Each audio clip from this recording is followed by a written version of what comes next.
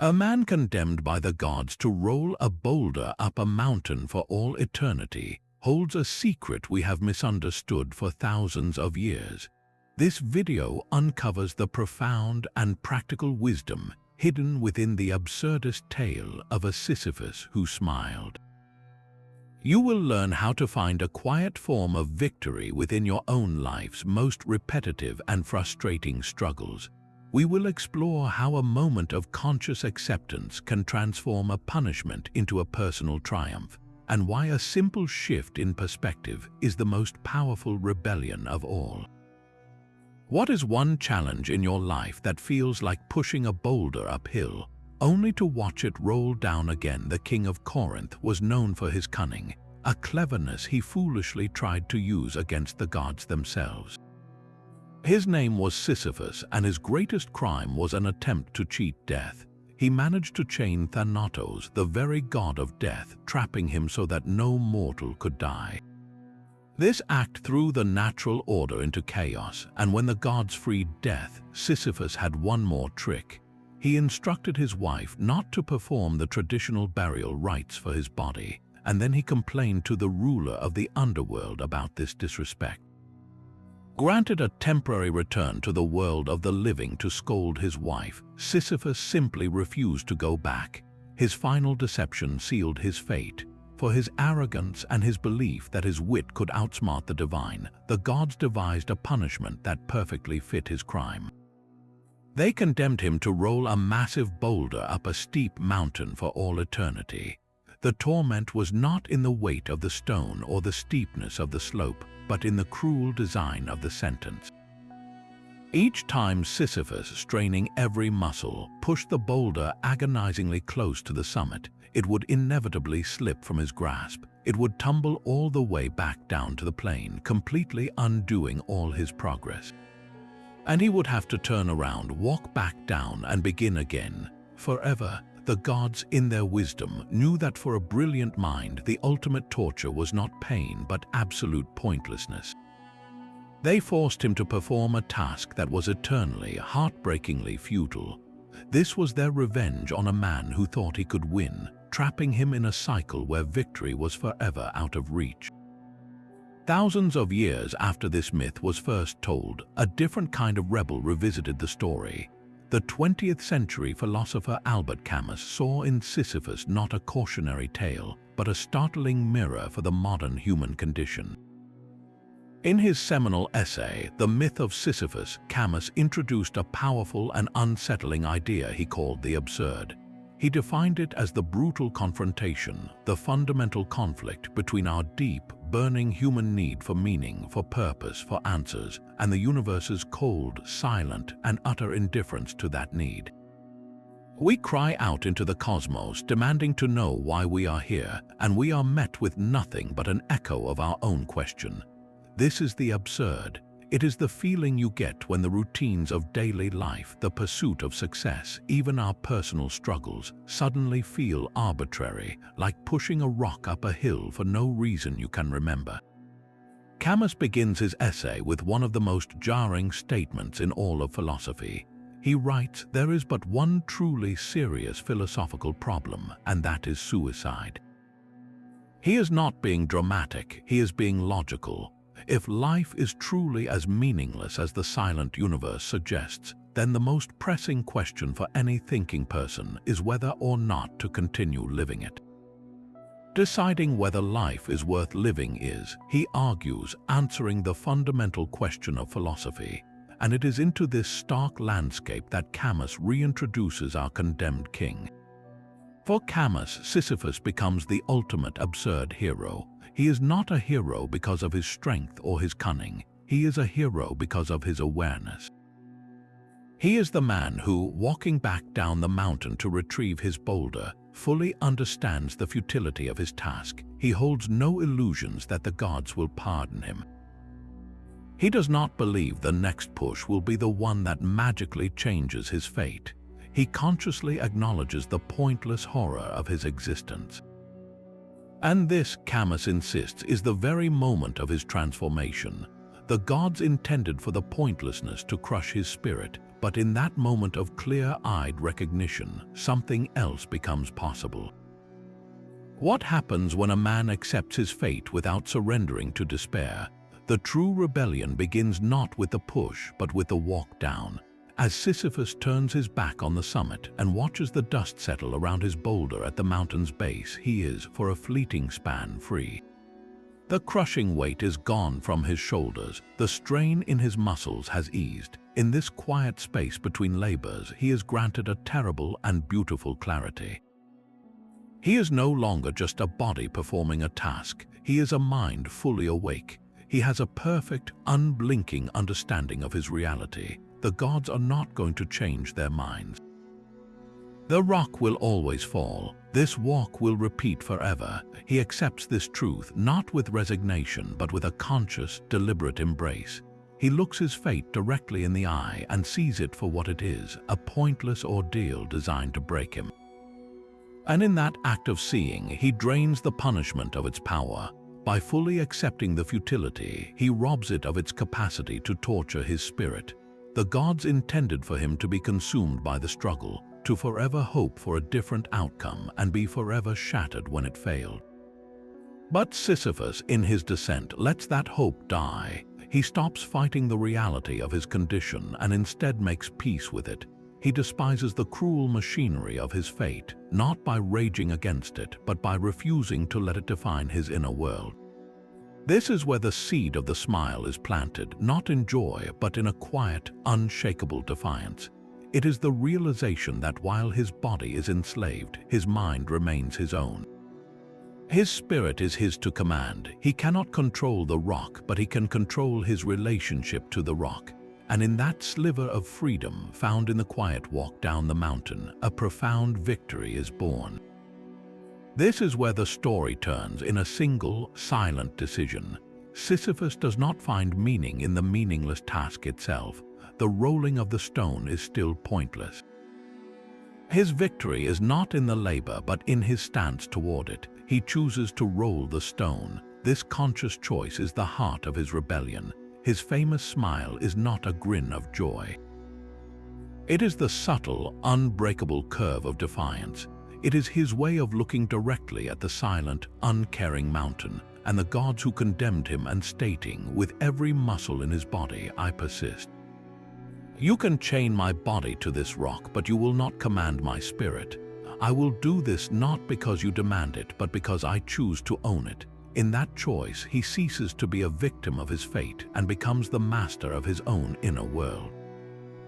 The universe may be indifferent, but his will to say yes to his own existence is a fire it cannot extinguish. This is the core absurdist principle he embodies. The rebellion is not about changing the unchangeable. It is about changing your relationship to it. It is the profound act of finding dignity not in the outcome, but in the endurance itself. Think of the repetitive cycles in your own life, the daily commute that feels like a treadmill, the inbox that refills as quickly as you empty it, the household chores that are never truly finished. These are our modern boulders. We often trudge through them with a sense of weary resignation, feeling that our efforts are being swallowed by a void of pointlessness. But what if we could approach them with the spirit of Sisyphus? What if on your drive to work you consciously decided, I am choosing to go to my job.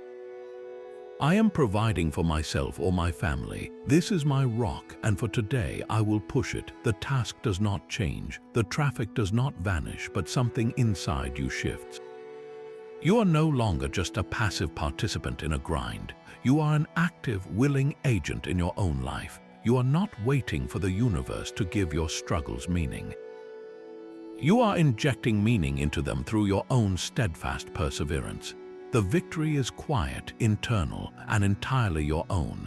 It is the realization that your worth is not measured by whether the boulder stays atop the mountain, but by the strength and spirit you cultivate with every push.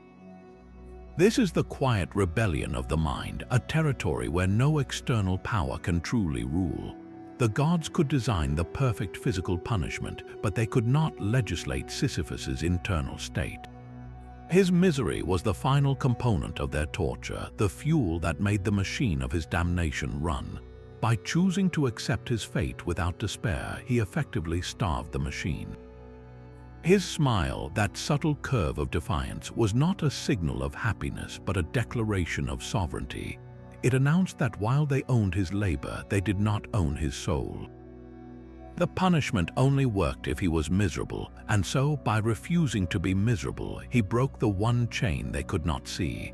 This psychological victory transforms him from a prisoner into the master of his own inner world. He proves that our greatest freedom lies not in controlling what happens to us, but in commanding our response to it. This profound insight is not unique to an ancient myth. Centuries after the tale of Sisyphus was first told, a school of philosophy in ancient Rome and Greece arrived at a remarkably similar conclusion. The Stoics, thinkers like Marcus Aurelius and Epictetus, built an entire system of thought on a single powerful distinction. They separated all of existence into two categories: what is within our control and what is not. Our opinions, our judgments, our desires, and our aversions, these are within our control. Everything else, from our reputation and our wealth to our health and the actions of others, is not. The core of Stoic wisdom is to focus your energy exclusively on that inner realm, the domain of your own character and choices, and to meet everything in the outer world with a calm acceptance. Epictetus, who began his life as a slave, put it bluntly. He said, "We cannot choose our external circumstances, but we can always choose how we respond to them." Does that sound familiar? It is the same quiet power Sisyphus discovered on his walk down the mountain. He could not control the boulder or the mountain, but he could absolutely control his perspective toward them. This ancient wisdom finds a powerful echo in our modern world, specifically in the realm of psychotherapy. Cognitive behavioral therapy, or CBT, is a widely practiced and evidence-based form of psychological treatment. Its central premise is stunningly straightforward. It is not events themselves that disturb us, but the interpretations we place upon those events. Think about that for a moment. You are stuck in traffic, late for an important meeting. The event is the traffic. The interpretation you might place on it could be, "This always happens to me. My boss will be furious. This is a catastrophe." That interpretation creates a cascade of anxiety and stress. CBT teaches you to challenge that interpretation, to reframe it. You might learn to tell yourself, "This is frustrating, but it is not a catastrophe. I will call ahead and explain. I cannot control the traffic, but I can control how I handle this delay." This process of cognitive reframing is the modern, clinical application of the Sisyphus principle. It is the practice of becoming the master of your own mind by consciously choosing your perspective. Both Stoicism and CBT converge on the same fundamental truth that the myth so vividly illustrates. Our reality is not solely dictated by our circumstances, but is profoundly shaped by the lens through which we view them. When you change the lens, you change your entire experience of the world. You begin to see that your boulder, whatever it may be, only has the power over you that you grant it through your thoughts. The struggle remains, but the suffering becomes optional. So we arrive at the most radical reframing of all. What if the struggle itself is not the curse, but the substance of a life fully lived? Sisyphus, in his endless repetition, achieves a state of profound engagement. The strain in his muscles, the sweat on his brow, the cool, unyielding texture of the stone beneath his palms, these are not just components of his torment. They become the raw materials of his existence. He is not pushing toward a future moment of rest atop the mountain, a moment he knows will never come. He is entirely immersed in the present act of pushing. His life, stripped of all distraction and false hope, becomes one of intense, focused attention. He is an artist whose medium is effort, an athlete in an eternal marathon.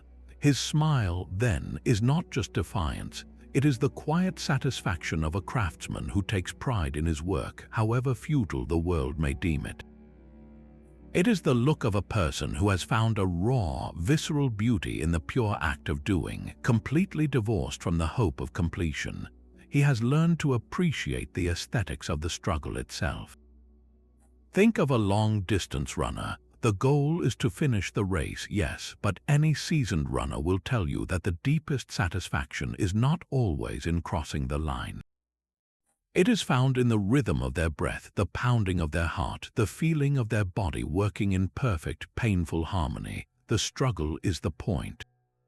Or consider a gardener tending a plot of land. The weeds will always grow back. The soil will always need amending. There is no final, permanent state of perfection. Yet the gardener finds profound peace and purpose in the daily work, in the feel of the earth, in the simple, repetitive motions of care. The value is in the tending, not in some imaginary, finished garden. This is the secret Sisyphus discovers. His punishment was meant to make his life empty, but by focusing on the quality of his effort, he fills it with a strange and powerful dignity. He is not waiting for his life to begin when the boulder stays put. His life is happening right now, in every breath he takes as he leans into the stone. His world shrinks to the mountain path, and within that bounded space he finds a universe of sensation and purpose. The view from the mountainside is different with every ascent. The light shifts, the air changes, the stone feels different each time he places his hands upon it. When you stop fighting the repetition and start appreciating the texture of the effort itself, everything changes. Your daily commute can become a time for reflection or for listening to an inspiring idea. The endless cycle of laundry and dishes can transform into a mindful practice, a small, tangible act of creating order and care for your home. The project at work that seems to have no end can become a canvas for your skill and perseverance. You begin to measure your success not by the final outcome, which is often outside your control, but by the integrity and presence you bring to the work itself. This is the final layer of the smile. It is the recognition that a life of purpose is not built on grand, finished achievements, but on the countless, small, dedicated pushes we make every single day. But for millennia before Camus, the story of Sisyphus was understood in a very different light. It was not a tale of rebellion, but a stark and terrifying warning. In its original context, Sisyphus was the ultimate symbol of divine punishment, a man trapped in a hell of his own making. His fate was the direct and just consequence of his hubris, that dangerous arrogance of believing he could outwit the gods and cheat death itself. The myth served as a powerful lesson for ancient listeners. It taught that there are cosmic laws and orders that cannot be defied without incurring a terrible price. The rolling stone was not a canvas for personal meaning. It was the very definition of futility, a perfect portrait of a life utterly and irrevocably wasted. This interpretation echoes through other profound traditions. In the Christian worldview, for instance, a similar state of eternal, hopeless labor would be indistinguishable from damnation. It is a condition devoid of grace, cut off from any possibility of salvation or purpose. The existentialist philosopher Jean-Paul Sartre, a contemporary of Camus, famously wrote that hell is other people. But one could just as easily argue that hell is being trapped in a room by yourself, forever repeating a task you know to be meaningless. From this perspective, Sisyphus is not a hero. He is a soul in torment, a cautionary figure whose story reminds us of the limits of human ambition and the futility of resisting a predetermined fate. His punishment was designed to be perfect because it offered no exit, no loophole, and no redemption. It was an eternal prison for the spirit. This is the weight of the traditional view. It sees Sisyphus's situation as the ultimate nightmare, a state of pure, unmitigated despair from which there is no escape and within which no smile is possible. His awareness would not be his salvation, but the very source of his endless agony. He would be fully conscious of the horror, moment after moment, for all time. It is against this bleak and authoritative backdrop that Camus's interpretation becomes so radically defiant. He looked directly into the face of this ancient, accepted hell and saw not a soul being broken, but a man choosing to be unbreakable. By understanding the traditional view, we can fully appreciate the audacity of the absurdist rebellion. It does not sugarcoat the reality of the rock or the mountain. It accepts the hellish landscape entirely, and then it plants a flag of quiet, personal sovereignty right in the middle of it. Our own mountain path is paved with asphalt and lit by screens. We wake to an alarm, a modern version of the God's command, and begin our own daily push. The boulder takes many forms. It is the inbox that refills overnight, the project deadline that looms only to be replaced by another, the stack of bills that regenerates each month. We chase promotions and pay raises, climbing a corporate ladder that seems to have no top, or if it does, the view from there is strangely similar to the one below. This is the rat race, a Sisyphean struggle where the reward for rolling the boulder successfully is often just the chance to roll a slightly larger one tomorrow. Our personal mountains are just as steep. We commit to a new diet, pushing the boulder of willpower up the hill for weeks, only to have a stressful day send it tumbling back to the bottom.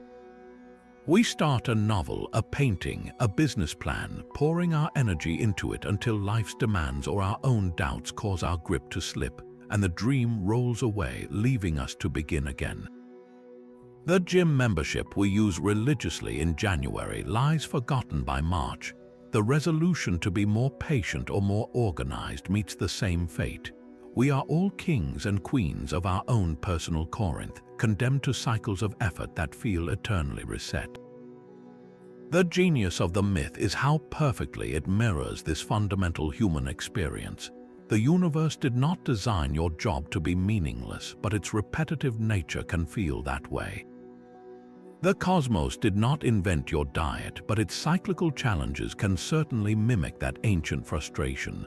So pause for a moment and ask yourself this question with genuine curiosity. In what ways are you pushing your own boulder up a hill? Where in your life does the effort feel endless, the progress fleeting, and the summit forever out of reach? Is it in the daily school run that feels like a treadmill, the caregiving for a loved one whose needs are constant and unrelenting, the pursuit of a creative dream in the face of constant rejection? Name your boulder, acknowledge your mountain, for it is only by seeing the myth in our own lives that we can begin to learn from the man who, against all odds, found a way to smile. That smile is a conscious decision, a deliberate act of defiance you can learn to make. It begins with a simple but profound shift in your internal dialogue. The next time you face a task you dread, that daily commute or that mountain of paperwork, pause for a moment and reframe your participation. Do not tell yourself, "I have to do this." Instead, try the words, "I choose to do this. I choose to drive to work because it allows me to provide. I choose to wash these dishes because it brings order and care to my home." This is not about pretending the task is fun. It is about reclaiming your agency. You are moving from being a passive victim of your circumstances to an active participant who owns your actions. This choice is the first step toward your own quiet rebellion. Another powerful tool is mindfulness, the practice of being fully present in the task at hand. Sisyphus was not thinking about the 1,000 pushes ahead or the 1,000 behind. He was feeling the strain in his shoulders and the texture of the rock. You can do the same. When you fold laundry, do not just rush through it while watching a screen. Notice the warmth of the fresh cloth, the simple rhythm of folding, the small satisfaction of creating a neat stack. When you are stuck in traffic, turn off the radio for a few minutes and just breathe. Notice the sky, the feel of the steering wheel, the simple fact of your own breath. By anchoring yourself in the sensory details of the present moment, you pull yourself out of the story of frustration and into the reality of the experience. The struggle becomes less about the endless cycle and more about the single, manageable step you are taking right now. This practice connects to an ancient stoic idea that Camus would have admired, the concept of amor fati. It is a Latin phrase that translates to a love of one's fate. It does not mean you have to like everything that happens to you. It means you embrace everything that happens as a necessary part of the tapestry of your life, the raw material that makes you who you are. Your boulder is not a mistake or a curse. It is your particular mountain to climb. Loving your fate means accepting the rock, the slope, and the struggle as your own and finding a way to say yes to it all. We see this principle in action in the lives of extraordinary individuals. Think of Viktor Frankl, a psychiatrist who survived the horrors of Nazi concentration camps. In that most brutal and seemingly hopeless of environments, he made a profound discovery. He wrote that everything can be taken from a man but one thing, the last of the human freedoms, to choose one's attitude in any given set of circumstances. He and others found meaning not in their suffering, but in their response to it, in small acts of kindness, in sharing a crust of bread, in holding onto a memory of a loved one. Their boulder was unimaginably heavy, yet they found a way to imbue each agonizing push with a purpose that transcended their immediate torment. Closer to home, consider a parent caring for a child with a severe disability. The days are long, the routines are repetitive, and the emotional weight is immense. The summit, a cure or a magical fix may never come. Yet many such parents do not see their lives as a punishment. They find profound meaning in the daily acts of love, in the small victories of a new skill learned, in the depth of a connection forged in relentless care. They have not changed the fundamental nature of their challenge, but they have transformed their relationship to it. Their boulder has become a source of a love so deep it redefines their entire world. Your mountain may be less dramatic, but the principle remains the same. The goal is not to get rid of your boulder. The goal is to find a way to push it with purpose, to discover the strength in your own shoulders, and to occasionally, in the quiet moments, allow yourself that subtle, unbreakable smile. The image of a man pushing his rock has escaped the pages of mythology to become a permanent fixture in our cultural imagination. You can find Sisyphus everywhere, from the silver screen to the digital meme, his ancient struggle reframed for a modern audience. Perhaps the most direct retelling is the classic film Groundhog Day. The protagonist, a cynical weatherman, finds himself trapped in a time loop, forced to relive the same dreary small-town day over and over and over again. His initial response mirrors the traditional view of Sisyphus, pure agony and desperate attempts to cheat the system. He indulges in hedonism, he tries to manipulate those around him, and he falls into a deep despair when he realizes the cycle is inescapable.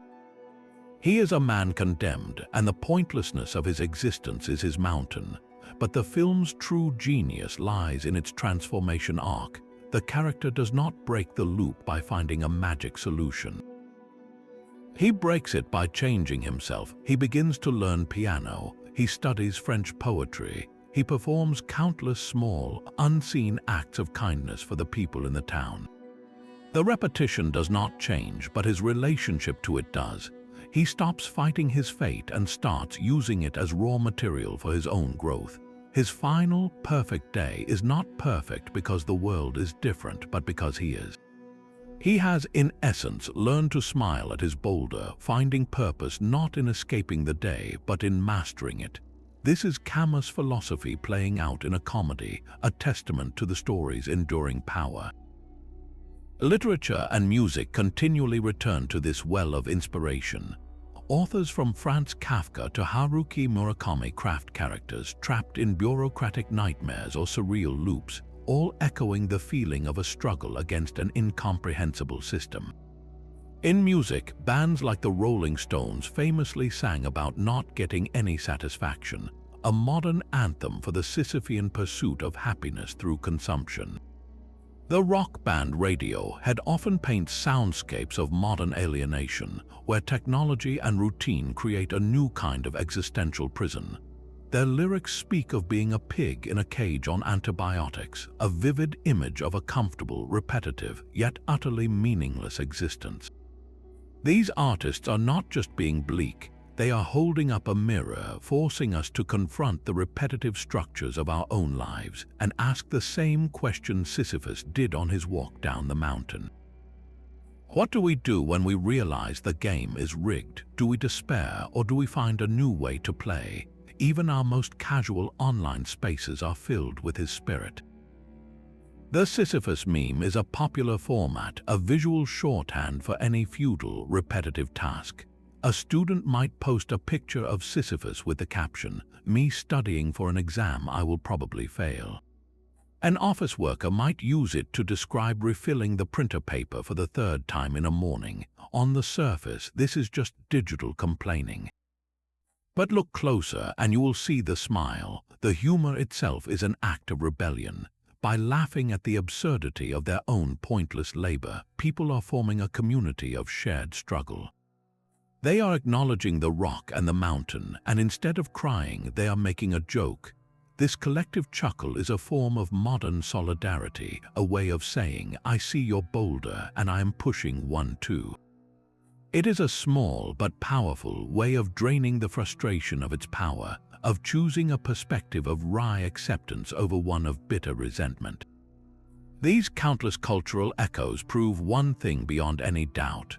The dilemma of Sisyphus is not an ancient Greek problem. It is a human problem. We are all still wrestling with the same core conflict, the search for meaning in a world of repetition and inevitable setbacks. Our boulders are made of digital data and daily chores instead of stone, but the slope feels just as steep. The myth endures because it gives a name and a face to a feeling we all know intimately, the fear that our efforts are for nothing. But the modern retellings, from Phil Connors in Punxsutawney to the meme sharer on their phone, do more than just reflect our anxiety. They offer the same hopeful, difficult solution. They suggest that our victory is not found at the summit, but in the quality of our push, the integrity of our spirit, and the quiet, conscious decision to find a sliver of purpose in the perpetual climb. The next time you see his image, remember that it is not just a symbol of punishment, but an invitation to a very personal and profound form of rebellion. The ancient myth we began with was a simple story of crime and punishment, a warning from the gods about the price of arrogance. But through the lens of absurdist philosophy, it has transformed into something far more profound, a timeless lesson in existential freedom. We have followed Sisyphus from his condemnation, through his moment of clear-eyed awareness on the descent, to his ultimate rebellion, a quiet smile in the face of the void. His journey teaches us that meaning is not a treasure to be unearthed at the end of our struggles. It is a quality we weave into the very fabric of our efforts through our conscious engagement. The universe may be silent, the mountain may be steep, and the boulder may always roll back. But our response to that reality is ours and ours alone to command. His smile is the ultimate act of defiance because it declares that our inner world remains a sovereign territory, a place where we can find dignity and purpose even when all outward signs point to futility. This is not a call for blind optimism, but for courageous participation. It is an invitation to find value not in the outcomes we cannot control, but in the integrity and presence we bring to each and every push. Your life, with all its repetitive tasks and frustrating setbacks, is your mountain. Your struggles are your boulder, and you hold the power to decide the spirit with which you push. The next time you feel your own boulder rolling back down, remember Sisyphus. Take a breath, acknowledge the absurdity, and choose your smile. We would love to hear what form your boulder takes. Share your own modern Sisyphean struggle in the comments below.